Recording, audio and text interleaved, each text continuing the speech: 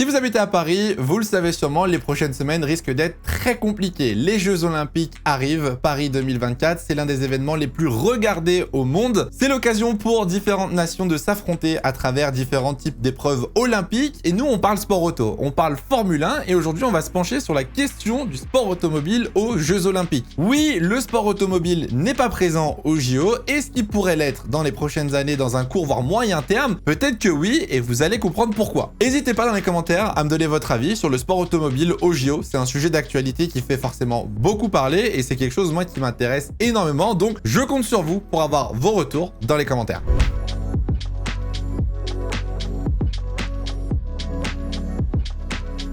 Bon, déjà, on va commencer avec un petit peu de contexte. Je pense que vous connaissez tous le principe des Jeux Olympiques. Des pays s'affrontent avec des athlètes représentant la nation sur différents types de sports. Et les 3 premiers athlètes récupèrent donc des médailles. Le 3e, une médaille de bronze, le 2e, une médaille d'argent et le vainqueur de l'épreuve remporte une médaille d'or. On a tout type d'épreuves, honnêtement, mais pas de sport automobile. Pas de Formule 1, pas de rallye, pas de NASCAR, rien de tout ça. Et pourtant, le sport automobile a déjà été présent aux Jeux Olympiques par le passé. Alors, il faut remonter il y a très longtemps pour retrouver du sport automobile aux Jeux Olympiques. Il faut remonter en 1900. À l'époque, les Jeux Olympiques étaient déjà en France. C'était la 2e édition des Jeux Olympiques modernes et on retrouvait 14 épreuves non officielles à l'occasion d'une des expositions universelles à Paris. On y retrouvait plusieurs catégories pour le sport automobile. Vous allez voir que c'était assez particulier. On avait des courses de camions, on avait des courses de camions de pompiers, des courses de taxi, oui, c'est assez particulier. Je vous l'ai dit, des courses de voitures à 2 places, 4 places, 6 places et même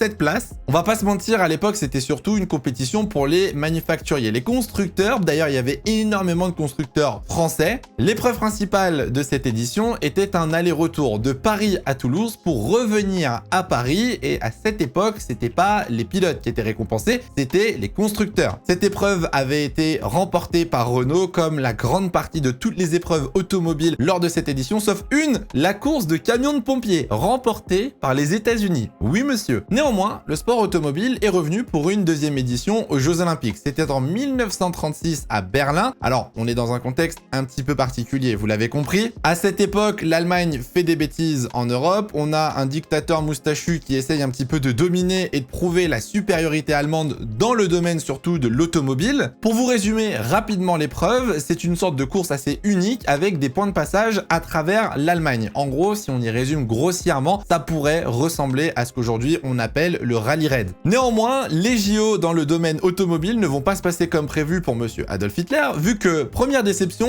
l'Allemagne ne va pas gagner. C'est l'Angleterre qui l'emporte cette épreuve. Deuxième déception pour Adolf Hitler, c'est que c'est la seule femme engagée avec sa copilote qui remporte l'épreuve. Et ça, moi, je trouve ça assez exceptionnel. Malheureusement, depuis 88 ans, on n'a donc plus d'épreuves automobiles aux Jeux Olympiques. Et ça peut paraître compliqué pour plusieurs raisons de refaire venir le sport auto dans les prochaines éditions.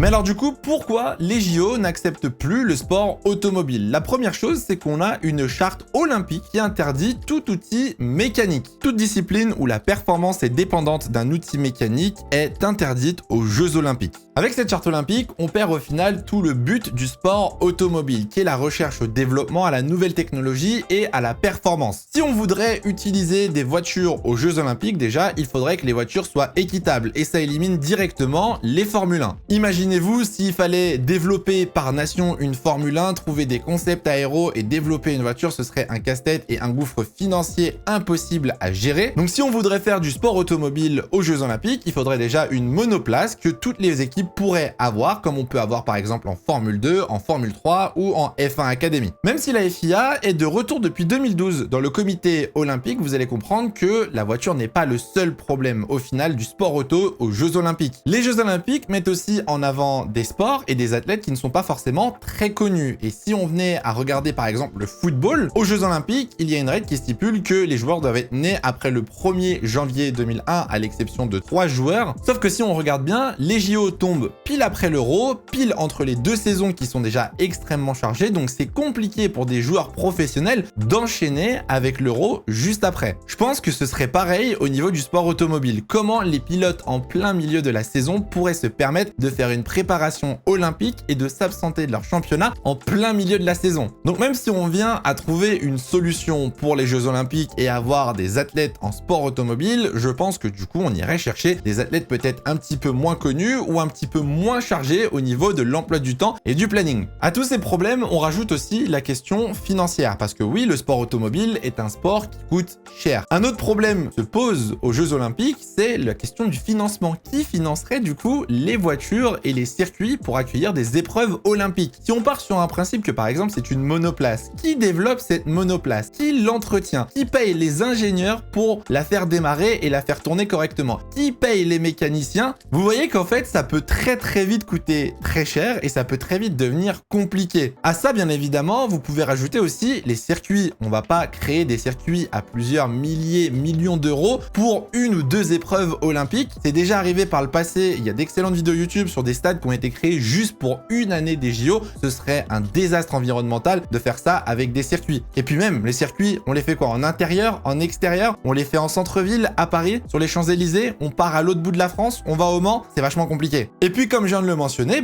au final, l'écologie. Il faut forcément avoir un sport écologique. Les JO essayent d'avoir une éthique un petit peu environnementale. Le sport automobile, force est d'admettre, n'est pas l'un des sports les plus respectueux de l'environnement. Donc on partirait aussi peut-être sur des épreuves électriques, que ce soit du karting, de la monoplace, mais bref, je pense qu'on peut oublier des bonnes voitures avec des bons gros V8 ou des V10 aux JO.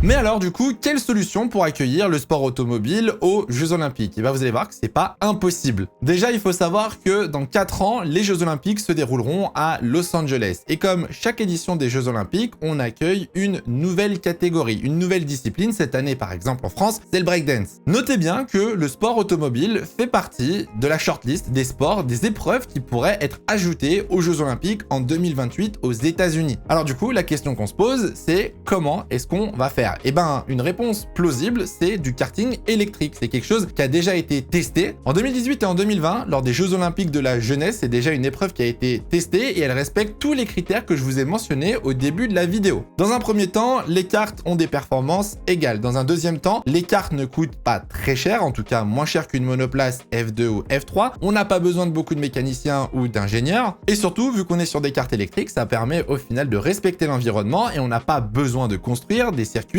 autour de Paris, autour de la ville qui va accueillir les Jeux Olympiques. Mais alors si on reste déjà dans cette première idée du karting électrique aux Jeux Olympiques, comment on choisit nos participants, nos candidats qui vont donc représenter les nations aux Jeux Olympiques? Est-ce qu'on bannit certains types de pilotes en fonction de leur âge, de leur palmarès, de leur statut professionnel ou non? J'ai du mal par exemple à imaginer un jeune pilote de F4 France affronter Lewis Hamilton, 7 fois champion du monde de Formule 1, puis il affronterait de son côté Pastor Maldonado. Bref, il faut forcément des critères pour choisir ces pilotes. Est-ce qu'on interdit les champions du monde? Est-ce qu'on interdit les pilotes qui sont en activité? Est-ce qu'on interdit les pilotes d'un certain âge? Est-ce qu'on interdit les pilotes en dessous d'un certain âge? C'est déjà un premier casse-tête parce qu'au final, on pourrait avoir que 1 ou 2 pilotes par nation. Et ensuite, le deuxième casse-tête, c'est le format. Comment on les fait rouler si c'est du karting? Est-ce qu'on leur fait faire une course? Est-ce qu'on leur fait faire un format de qualification courte un petit peu comme au ski où chacun fait des tours de qualif? Est-ce qu'on fait des battles un petit peu en mode Formula I? Bref, c'est pas facile. Pour ceux qui suivent énormément le sport automobile, je vais vous parler de la Race of Champions. Vous devez peut-être connaître et c'est un format qui pourrait énormément aider les Jeux Olympiques à introduire le sport automobile en épreuve olympique. Pour ceux qui ne connaissent pas la Race of Champions, très rapidement, vous avez deux types de compétitions, une compétition par pilote et une compétition par nation. La compétition par nation oppose différents pays avec 2 pilotes pour la représenter. Le principe est très simple, vous avez tous les deux la même voiture et vous allez parcourir un circuit en croisant au milieu du circuit les chemins, ce qui vous fera parcourir exactement la même distance et les mêmes virages pour voir au final lequel des deux termine le tour le plus rapidement. Alors déjà de 1, ça permet de varier les voitures et pourquoi pas avoir des surprises et permettre de mélanger un petit peu les niveaux. De 2, on peut faire ça sur des voitures électriques et de 3, ça a très longtemps été fait dans des stades en intérieur, donc du coup pas besoin de reconstruire encore une fois ou d'aller se délocaliser pour trouver des circuits en extérieur. Pour ceux qui connaissent pas, sachez que Sebastian Vettel était un grand fan de cette compétition et a pendant très longtemps remporté la Race of Champions Dance Nations avec Michael Schumacher. Ça a permis d'avoir des featuring exceptionnels. On a eu des pilotes e-sport qui jouent à la console d'habitude battre des champions du monde de sport automobile. On a vu des pilotes de rallye battre des pilotes de F1. Bref, ça propose un vrai spectacle et ça reste au final dans l'ADN du sport automobile. Dans cette vidéo, je vous ai pas non plus parlé des FIA Motorsports Games que vous connaissez sûrement, ce qui au final se rapproche le plus des Jeux Olympiques pour le sport automobile. La FIA organise elle-même ces Jeux Olympiques entre très grosses guillemets